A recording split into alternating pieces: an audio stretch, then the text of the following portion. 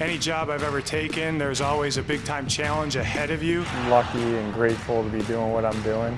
Has it sunk in that you are a head coach in the NFL? Yeah, last night I wanted to play, so then when I got hurt in college, then I kind of figured out, all right, I want to coach. If you knew what you know now when you were a player, what kind of player would you be? No, hopefully better. Hopefully better.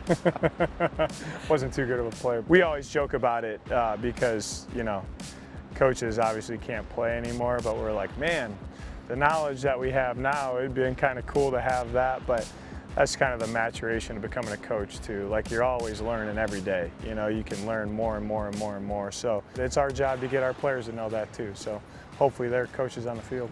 I've heard you say you're here to serve the players, which Yeah. I don't know that I've heard another coach say that. If you boil down the job of a coach, to me, that's what it is. You know, you're trying to get the player to be the best version, the best player that he can be. Our job is to serve the players and help them improve and help them, you know, hit their ceilings and win football games, all that stuff. But I think if you take that mentality, it kind of keeps your ego out of it. It kind of keeps you from being stale and having a growth mindset, and then really just being good at your job, trying to be good at your job. I think if you're always thinking about the players, you can never go wrong.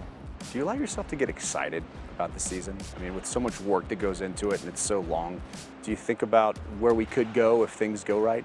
You know, you're always striving for what's down the road, but I think the most important part of that is not to think too much in the future, not to think too much in the past. Just be present and work on doing the job that you have, be the best at it that day.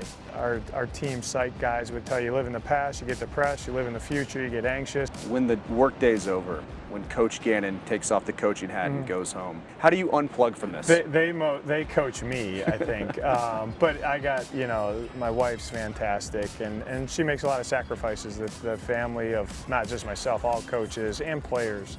It's a big time sacrifice, especially during the year, because a lot of your time, most of your time is spent with the team. It's kind of your second family, but I don't have a problem typically unplugging when I walk in the door, and then I know it's time to be a husband and a father.